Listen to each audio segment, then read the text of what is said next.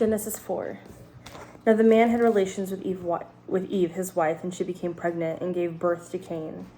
She said, I have produced a man with Adonai. Then she gave birth again to his brother Abel. Abel became a shepherd of flocks, while Cain became a worker of the ground. So it happened after some time that Cain brought an offering of fruit to the ground of Adonai, to Adonai. While Abel, he was also brought of the firstborn of his flock and their fat portions. Now Adonai looked favorably upon Abel and his offering, but upon Cain and his offering he did not look favorably. Cain became very angry, and his countenance fell. Then Adonai said to Cain, Why are you angry, and why is your countenance fallen? If you do well, it will lift, but if you do not do well, sin is crouching at the doorway. Its desire is for you, but you must master it. Cain spoke to Abel, his brother. While they were in the field, Cain rose up against Abel, his brother, and killed him.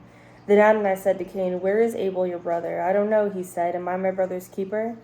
Then he said, What have you done? The voice of your brother's blood is crying out to me from the ground.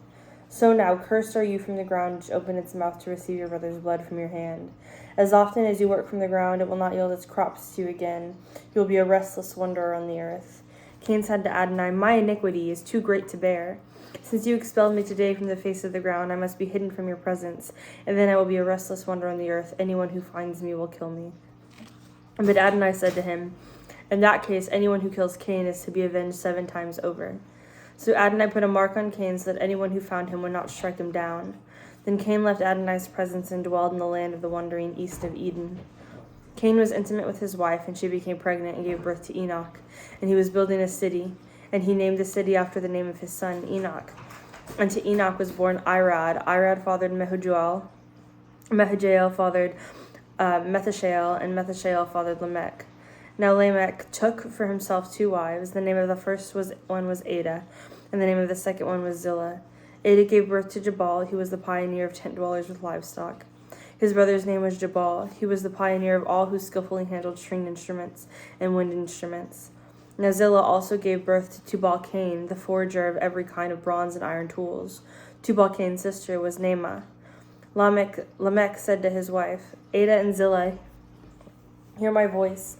Lamech's wives, listen to my speech, for I have killed a man for wounding me and a boy for bruising me. If Cain is to be avenged 7 times, then Lamech 77 times. Adam was intimate with his wife again, and she gave birth to a son and named him Seth. For God has appointed me another seed in the place of Abel, since Cain killed him. To Seth also was born a son. He named him Enosh. Then people began to call on Adonai's name. Genesis 5. This is the book of the genealogies of Adam. When God created Adam in the likeness of God, he made him. Male and female he created them, and he blessed them, and called their name Adam when he created them. Adam lived 130 years, then fathered a son in his likeness. After his image, named him Seth. And the days of Adam after he fathered Seth were 800 years, and he fathered other sons and daughters. So all Adam's days that he lived were 930 years, and then he died. Seth lived 105 years, then fathered Enosh. Seth lived 807 years after he fathered Enosh, and he fathered sons and daughters.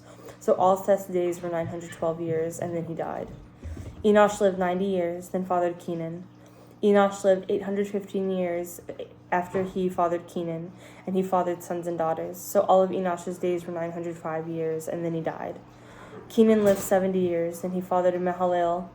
Kenan lived 840 years after he fathered Mahalalel. He fathered sons and daughters, so all of Kenan's days were 910 years, and then he died. Mahalalel lived 65 years, then fathered Jared. Mahalalel lived 830 years after he fathered Jared, and he fathered sons and daughters. So all of Mahalalel's days were 895 years, and then he died. Jared lived 162 years and fathered Enoch.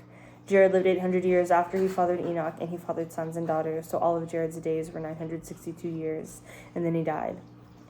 Enoch lived 65 years, then fathered Methuselah. Now Enoch walked with God continually for 300 years after he fathered Methuselah, and he fathered sons and daughters. So all Enoch's days were 365 years. And Enoch continually walked with God. Then he was not there because God took him. Methuselah lived 187 years and fathered Lamech. And Methuselah lived 782 years after he fathered Lamech, and he fathered and he fathered other sons and daughters. So all of Methuselah's days were 969 years. And then he died. Lamech lived 182 years, and he fathered a son, and he named him Noah, saying, "This one will comfort us from our work, from which the pain of our hands, because of the ground which Adonai cursed." Lamech lived 595 years after he fathered Noah, and he fathered sons and daughters. So all of Lamech's days were 777 years, and then he died, and Noah was 500 years old when he fathered Shem, Ham, and Japheth. Genesis 6. Now when humankind began to multiply on the face of the ground, and the daughters were born to them, and the sons of God saw that the daughters of men were good, and they took for themselves wives, any they chose. Then Adonai said, "My spirit will not remain with humankind forever, since they are flesh, so their days will be 120 years. The Nephilim were on the earth in those days, and also afterward, whenever the sons of God came to the daughters of men and gave birth to them. Those were the mighty men of old, men of renown. Then Adonai saw the wickedness of the humankind was great on the earth, and that every inclination of the thoughts of their heart was only evil all the time. So Adonai regretted that he made humankind on earth, and his heart was deeply pained. So Adonai said, I will wipe out humankind, whom I have created from the face of the ground, from humankind to livestock, crawling things, and the flying creatures of the sky, because I regret that I made them. But Noah found favor in Adonai's eyes. These are the genealogies of Noah. Noah was a righteous man. He was blameless among his generation. Noah continually walked with God. Noah fathered 3 sons, Shem, Ham, and Japheth.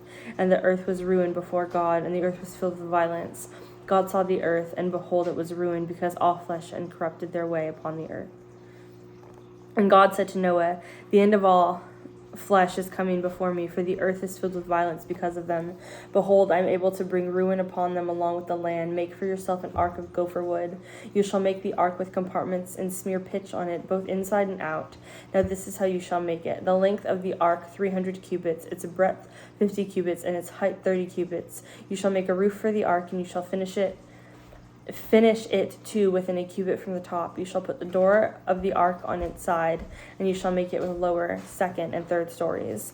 Now I am about to bring the flood water upon the land, to destroy all flesh in which the spirit of life from under the sky. Everything that is on the land will perish, but I will establish my covenant with you, so you shall come into the ark, you, your sons, your wife, and your sons' wives with you. Also, of every living thing, of all the flesh, you shall bring 2 of everything, male and female, into the ark to keep you alive. Of the flying creatures according to their kind, of the livestock according to their kind, of all the crawling creatures of the ground according to their kind, 2 of everything will come, and you shall keep them alive. As for you, take for yourself every kind of edible food, and gather it to yourself. It will be food for you and for them. So Noah did according to all that God commanded him. He did so exactly.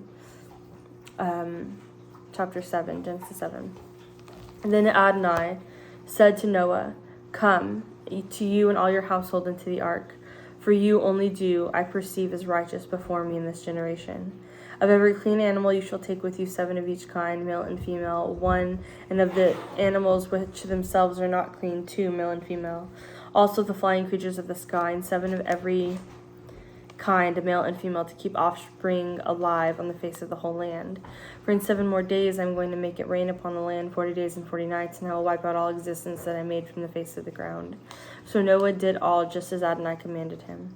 Now Noah was 600 years old when the flood came, water upon the land. So Noah, his sons, his wife, and his sons' wives entered the ark because of the flood waters.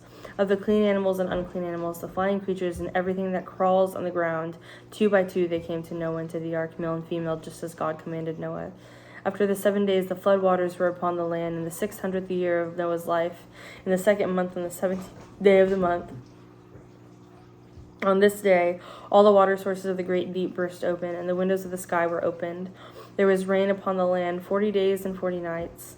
On that same day, Noah, along with Noah's son Shem, Ham, Japheth, Noah's wife, and the 3 wives of Noah's sons with them entered the ark.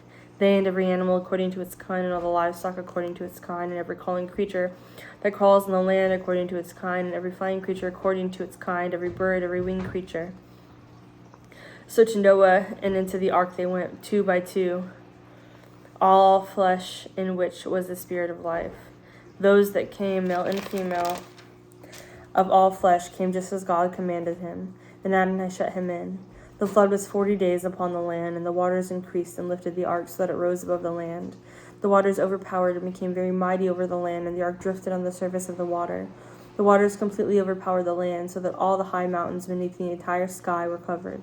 The waters rose 50 cubits higher as the mountains were covered. All flesh perished, those that crawl on the land, and flying creatures, livestock, wild animals, all creatures that swarm upon the land, and all humankind.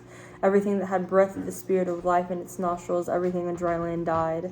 So he wiped out all existence that was upon the surface of the ground, everything from people to livestock, to crawling creatures and flying creatures of the sky. They were wiped out off the land. Only Noah and those with him in the ark survived. The waters overpowered the land for 150 days. Genesis 8. Then God remembered Noah and all the wild animals and all the livestock that were with him on the ark. So God caused a wind to pass over the land, and the waters subsided. Also the sources of the deep and the windows of the sky were closed up, and the rain from the sky was held back. The waters kept receding gradually from upon the land, and the waters decreased by the end of 150 days. The ark came to rest in the 7th month, on the 17th day of the month, upon the mountains of Ararat.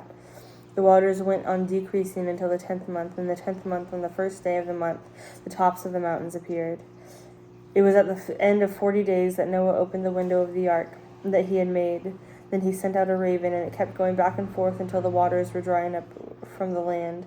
Then he sent out a dove to see whether the waters had receded from the surface of the ground. But the dove did not find a resting place for the sole of her foot. She returned to him in the ark, because the water covered the surface of the whole land.